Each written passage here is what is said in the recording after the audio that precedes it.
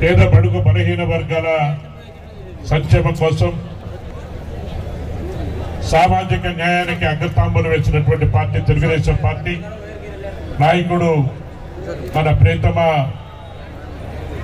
Telugu Desam party అధ్యక్షులు జాతీయ అధ్యక్షులు పెద్దలు నారా చంద్రబాబు నాయుడు గారి నాయకత్వంలో బీసీల కోసం బీసీల యొక్క అభివృద్ధి కోసం బీసీల యొక్క సంక్షేమం కోసం సామాజిక న్యాయానికి అగ్రతాంబూలం ఇచ్చినటువంటి మహానాయకుడు నందమూరి తారక రామారావు గారు. ఆనాటి నుంచి ఈనాటి వరకు చంద్రబాబు నాయుడు నాయకత్వంలో కానీ ఈనాడు యువ నాయకుడు నారా లోకేష్ బాబు గారి నాయకత్వంలో కానీ బీసీలకి అన్ని విధాలుగా మరి ఈరోజు ఆదుకున్నటువంటి కార్యక్రమం కార్పొరేషన్ ఏర్పాటు చేశారు.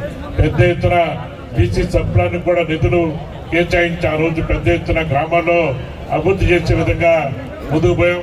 అన్ని కులాలకు ఆదరణ పథకం ద్వారా ఆదుకున్నటువంటి ఘనత తెలుగుదేశం పార్టీ అన్నటువంటి విషయాన్ని కూడా మనం గుర్తుపెట్టుకోవాల్సినటువంటి అవసరం ఉంది. ఈ సందర్భంలో మరి ప్రత్యేకంగా బీసీల కోసం బీసీల అభివృద్ధి కోసం బీసీ నాయకులందరూ కూడా రాష్ట్ర నాయకులందరూ కూడా విచ్చేస్తున్నారు. కాబట్టి మరి ఈరోజు ప్రధానంగా మీ అందరినీ కోరేది ఒకటే, నీతికి నిజాయితీకి వారి పేరుగా నా రాజకీయ జీవితం మీ అందరూ కూడా తెలుసు.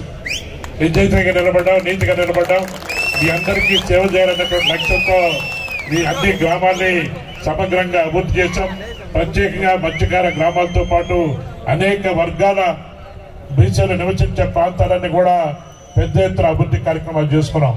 ఈరోజు నా కుమారుడు దినేష్ రెడ్డిని తెలుగుదేశం పార్టీ ఇన్ఛార్జిగా నియమించడంలో మరి పెద్దలు మీదా రవిచంద్ర గారు, అదేవిధంగా చంద్రబాబు నాయుడు గారు ఆశీస్సులు, లోకేష్ బాబు గారు ఆశీస్సులతో మరి ఇన్ఛార్జిగా నియమించారు. రేపు రాబోయేటువంటి ఎన్నికల్లో తెలుగుదేశం పార్టీ తరఫున దినేష్ రెడ్డి పోటీ చేయబోతా ఉన్నాడు. మీ అందరి యొక్క మరి సహాయ సహకారాలు అందించి మరి మంచి మెజార్టీతో గెలిపించి నీతికి నిజాయితీకి ఈరోజు చూడాలా ఏం జరిగింది 5 సంవత్సరాల కాలంలో. 5 సంవత్సరాల ఈ యొక్క వైఎస్ఆర్సీపీ ప్రభుత్వంలో ఇక్కడ ఉన్నటువంటి శాసనసభ్యుడు ఏ విధంగా అక్రమాలు చేశారు, అన్యాయాలు చేశారు, దుర్మార్గాలు చేశారు, దగా చేశారు.